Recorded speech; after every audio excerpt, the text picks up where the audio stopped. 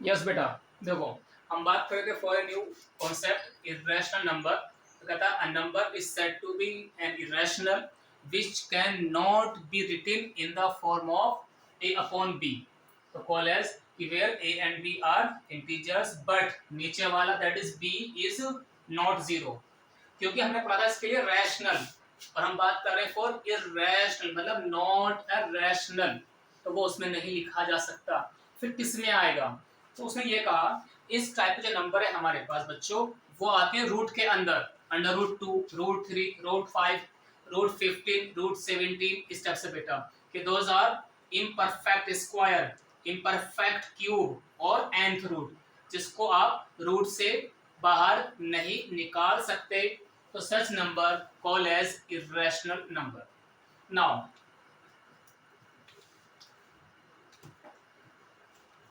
Example देखो बेटा,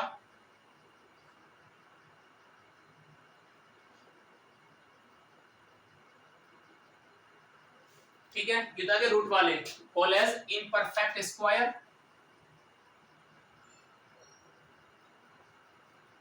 imperfect cube और इम्परफेक्ट nth रूट, जिसको मतलब हम रूट से बाहर नहीं निकाल सकते। अब अगर कोई रूट 16 आ गया बेटा, मैं कहूंगा आपसे not, sorry simple sir it's it is a rational. क्यों भैया? सर दिस वैल्यू इज 4, 4 का एक सिंपल नंबर इंटीजर है वो, तो दिस इज रैशनल बिकॉज 4 मतलब 4 अपॉन 1, तो this is a upon b 4, तो आंसर इज रैशनल। तो अगर वो रूट में है परफेक्ट, बाहर नहीं निकल पा रहे मतलब, तो कॉल एज इरेशनल। ये एक डेसिमल में भी आता है। डेसिमल में क्या आता है? हमने कहा था ना नॉन टर्मिनेटिंग, के ऐसा डेसिमल नंबर जो चलता रहता है, जैसे आपने कहा 0.3333 dot dot dot dot dot, मैंने कहा 0.10101000 डॉट डॉट डॉट, कि वो एंड नहीं हो रहा।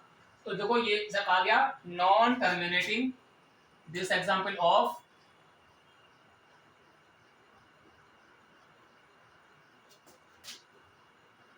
बट रिकरिंग मतलब रिपीटिंग, रिपीट करना, वापस आना, बार बार घूम के आ जाना, तो कॉल एज रैशनल। तो this type is but for such type of this number बेटा, कि sir non as non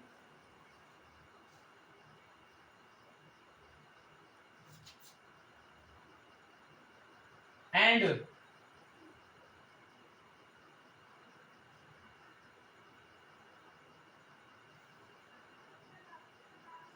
call as irrational. तो डेसिमल दो तरह के हो गए आज, एक होता है रैशनल, एक होता है इरेशनल। तो रैशनल में बोला गया था बच्चों उसका नाम नॉन टर्मिनेट, जिसका एंड नहीं होता है लेकिन कॉपी करता है हर स्टेप के बाद।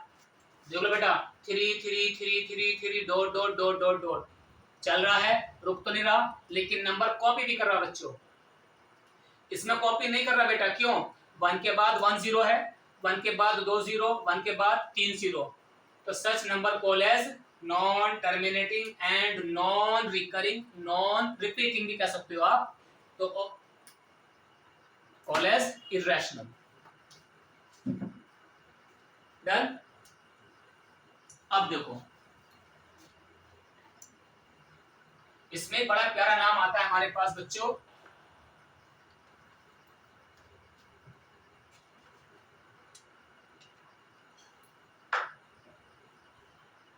ये भी कौन है भैया?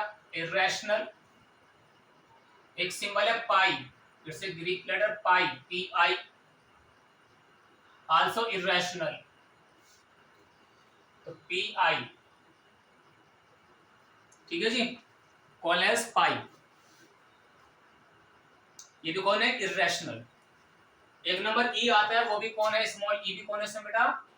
इरेशनल। तो दो डिफरेंट लेटर्स हैं, एक ई है एक पाई, तो they are irrational.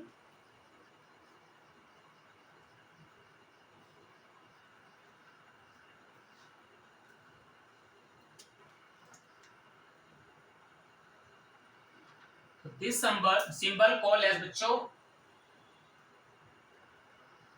Square root. अगर इस पर कोई इंडेक्स यहाँ पर लिखा हो बच्चों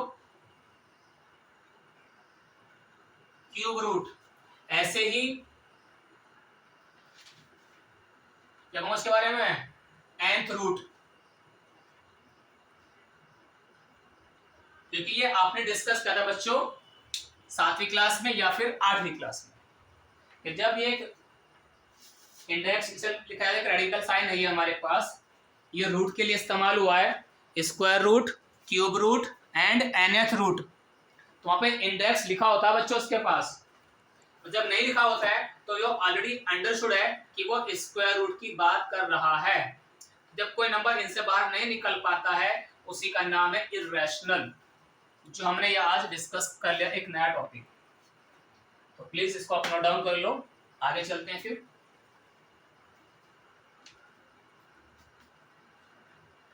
डन। देखो बेटा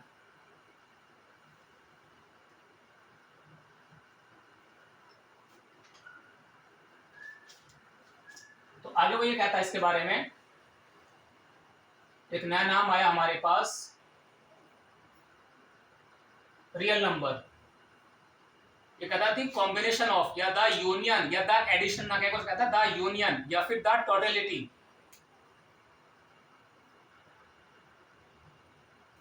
टोटलिटी ऑफ रैशनल एंड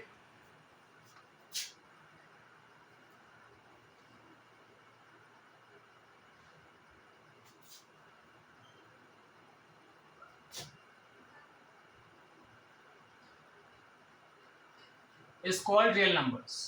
तो मालूम यह हो बेटा कि जो आपका रियल नंबर है ये होता है combination of rational and irrational. तो मैं कहूंगा जो ये आपके पास रियल नंबर जो सेट होगा तो मैं रैशनल बच्चों कैपिटल क्यू से रिप्रेजेंट करता हूँ, उसके अंदर एक लाइन है एंड देन ये एक आता सिंबल यू, आप नोट कर लो, एंड उसके ऊपर आता क्यू जीरो। तो मालूम हुआ ये combination of rational and irrational. तो क्यू जीरो इर्रेशनल से डिनोट करूंगा, फॉर द क्यू किसके लिए फॉर रैशनल। तो ये दो नंबर का कॉम्बिनेशन है रैशनल एंड इर्रेशनल। तो रियल नंबर में सारे नंबर आते हैं, रूट में आ जाए, डेसिमल में आ जाए, फ्रैक्शन में आ जाए, ऑल आर रियल नंबर। अच्छा भैया, तो रियल में देखो बेटा सारे नंबर आ जाएंगे आपके पास, 20 भी है, 1,01,000 जो भी आपको लिखना है, 1.35, 1/4, 0, all are real number as well as the root numbers.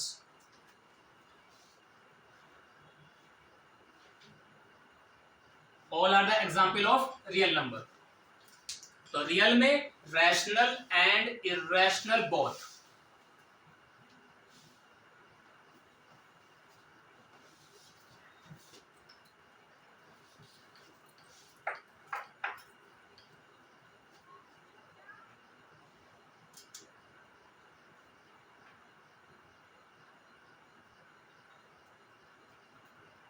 तो अब वो आपसे बड़ा ये कहता है सर देखो हमने नंबर लाइन पे 8वीं क्लास में कुछ नंबर्स को प्लॉट किया था बेटा,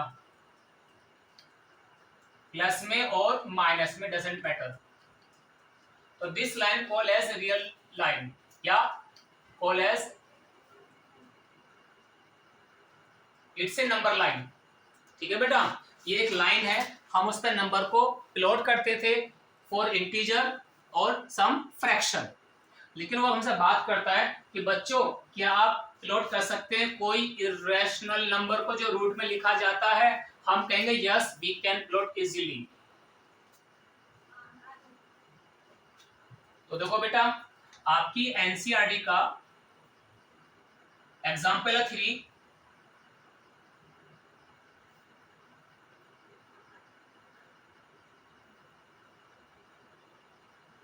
सॉरी पहले आप लिखो √2, 3 को करेंगे बेटा हम बाद में।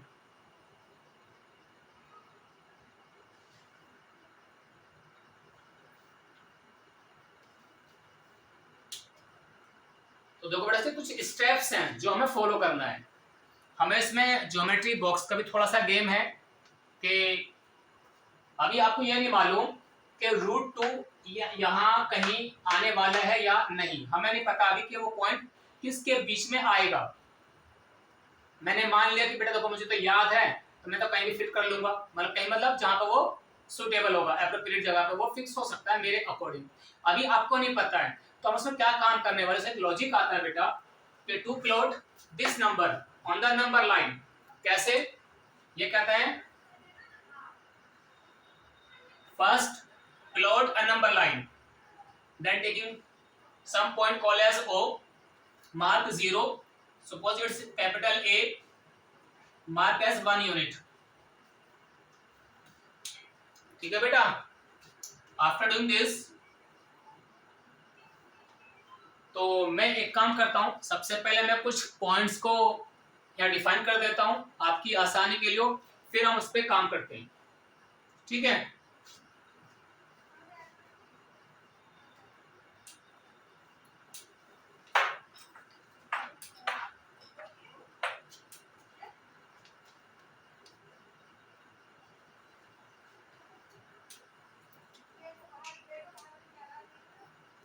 तो बेटा देखो आपकी जो एनसीईआरटी की बुक है उसमें लिखा था locate √2 on the number line. तो मैंने क्या लिखा, first draw a number line, पहला step.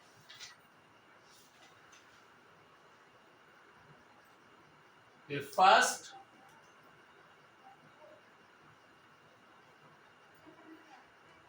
Number line, locate 2 points, 2 points namely capital O and A। ठीक है बेटा, मैंने उस नंबर लाइन पे 2 पॉइंट मार्क कर लिए बेटा। अब मैंने क्या लिखा इसके बारे में,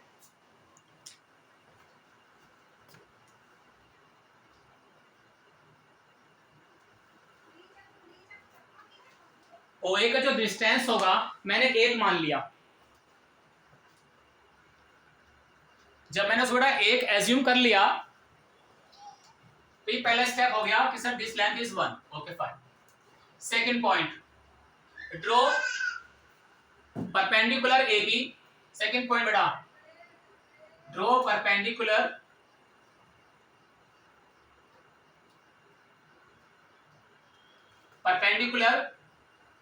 ऑन OA। मतलब कि सर जो हमारी ये लाइन है ना OA, इसके परपेंडिकुलर बेटा आप कंपास से या अपना डी शेप से बेटा इसमें परपेंडिकुलर जब मार्क करोगे 1 यूनिट का,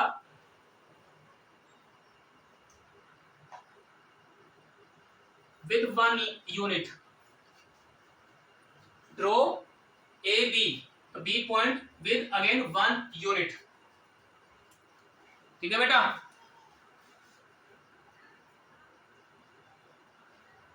अब देखो सच दैट वो इस प्रकार है AB हमारे पास कि length of AB also 1 unit. तो बेटा ये एंगल जब 1 ये हो गया 90 डिग्री का बेटा, तो मैंने कहा थर्ड स्टेप में आपसे join OB with the help of scale। तो when you join them like this, so triangle OAB is formed।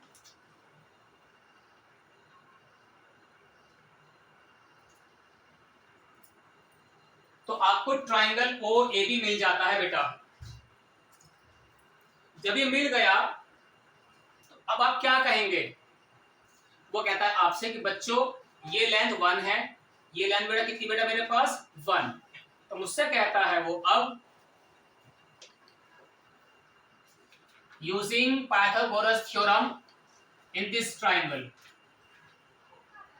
तो in triangle OAB using PGT। क्यों PGT बेटा? Because angle A is 90। तुमने पढ़ा था यहां से अगर इसका हाइपोटेन्यूज है बच्चों length of P square plus B square,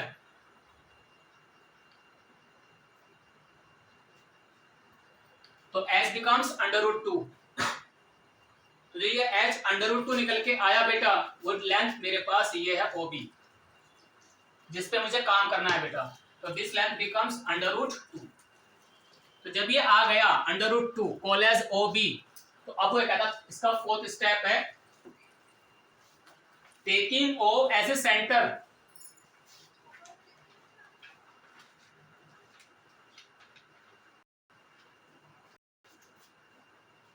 and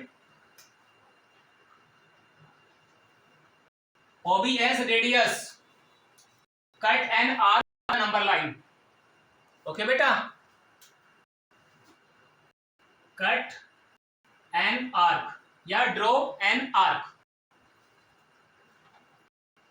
which meet or intersect on the number line.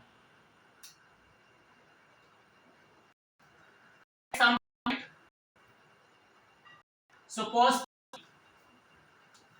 देखो जब आप मान लो कंपास है, कंपास स्टेप से उसका देखो नीडल यहाँ और एक अदर यहाँ पे ऐसे कट मारेंगे आप लाइक, तो वो इस टाइप से कट करते हुए ऐसे मीट बच्चों, तो मान लो ये पॉइंट मेरे पास P पॉइंट, ओके,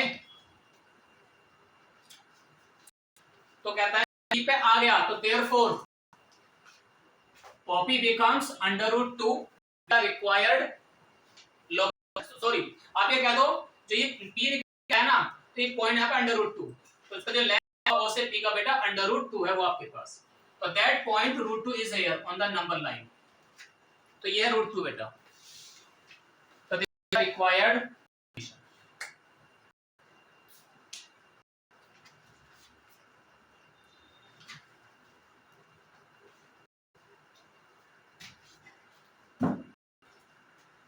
ठीक है बेटा, लिखो।